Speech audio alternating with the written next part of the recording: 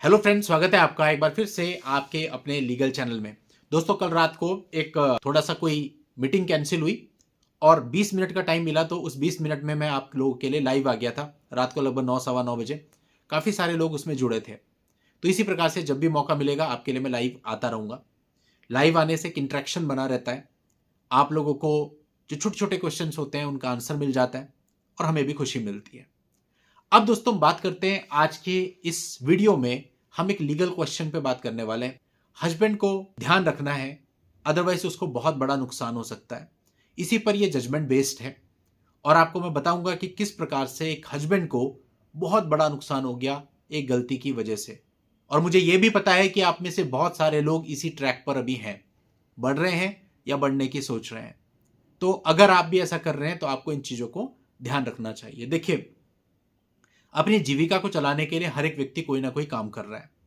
कुछ लोग अपने काम में हैं, अपने बिजनेस हैं, अपनी शॉप्स हैं, है ना।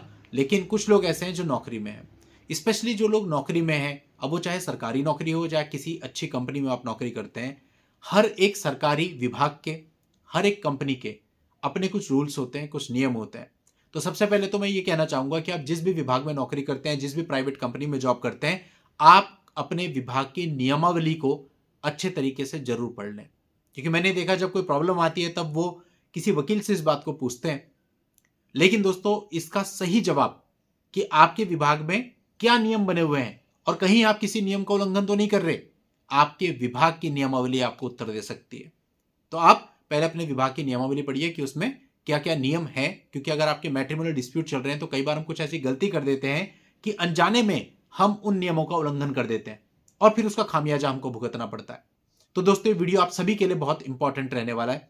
और अगर आपने अभी तक भी इस नए चैनल कानूनी सोच को सब्सक्राइब नहीं किया है तो फटाफट इसे भी सब्सक्राइब कर लें और साथ ही नोटिफिकेशन बेल पर भी जरूर क्लिक कर लें, ताकि आपको सारी लीगल अपडेट्स सबसे पहले मिलती रहें। दोस्तों, ये मामला ऐसा था कि इसमें एक व्यक्ति 2006 में सीआईएसएफ में भर्ती हुआ। उसकी शादी हुई जुलाई 2016 में। उसके विभाग को उसकी पहली पत्नी ने एक कंप्लेंट लिख दी, जिसमें उसने कहा कि मेरे पति ने मार्च 2016 में एक दूसरी शादी कर ली है। अब विभाग ने इसमें जांच करी और जांच के बाद इसे सेवा नियमों का उल्लंघन माना और जो पति था उसे नौकरी से बर्खास्त कर दिया।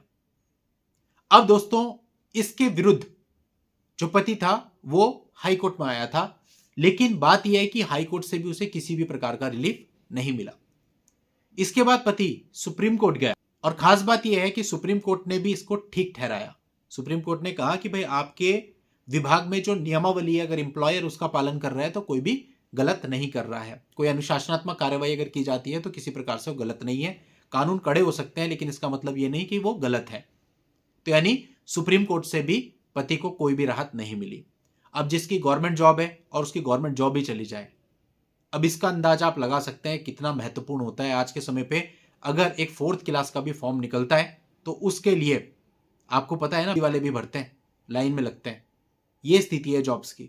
और ऐसे में अगर किसी की लगी लगाई जॉब केवल एक गलती की वजह से चली जाए, और दोस्तों ये केवल किसी सरकारी विभाग में ही नहीं, प्राइवेट कंपनीज की भी ऐसी अपनी नियमावली होती है। अब कई बार होता है कि आपके वैवाहिक विवाद चल रहे होते हैं, उसके बीच ही आप मैरिज कर लेते हैं, लेकिन अगर उसका कोई सबूत पत्नी के हाथ लग जाता है तो वो आप पे लीगल कार्यवाही तो कर ही सकती है, बाइगेमी का केस तो दर्ज करा ही सकती है। इसके साथ साथ वो आपकी नौकरी पर भी प्रहार कर सकती है और इस वजह से आपकी नौकरी भी जा सकती है। यानी अगर आप मैरिज कर लेते हैं, सेकंड मैरिज, भाई वो बात अलग है कि आपका किसी से अफेयर चल रहा है, आप एडल्ट्री में रह रहे हैं, लिव इन में रह रहे हैं, that is different matter. But अगर शादी का प्रूफ अगर आप दे देते हैं तो वो आप फंसा देंगे खुद को। तो इसलिए बेहतर होता है कि अगर आपके मैट्रिमोनियल डिस्प्यूट चल रहे हैं तो पहले एक तरफा आप उन डिस्प्यूट्स को निपटाएं। हो सकता है उसमें 1 साल लग जाए, 2 साल लग जाए, 3 साल लग जाए, थोड़ा सा सब्र रखें। और इस बीच अगर आपको कोई मिल भी जाता है जिसके साथ आपको आगे बढ़ना है तो उसको भी आप इस बात को समझाएं कि भाई इतना टाइम हम रुकेंगे और उसके बाद हम मैरिज करेंगे। अगर आप लीगली आगे बढ़ते हैं तो आपको कोर्ट कचहरी में भी समस्या नहीं आएगी, प्लस इस प्रकार की मुसीबत भी आपके सामने नहीं आएगी। दोस्तों, अगर आप इस मामले को विस्तार में जानना चाहते हैं तो आपके लिए इस पूरे मामले का लिंक मैं इस वीडियो के नीचे डिस्क्रिप्शन में दे दूंगा, वहां जाके आप इस पूरे मामले को जान सकते हैं। आज की इस वीडियो में इतना ही। नेक्स्ट वीडियो में नई जानकारी के साथ मैं आपसे फिर मिलता हूं। तब तक के लिए goodbye and thank you for watching. Take care.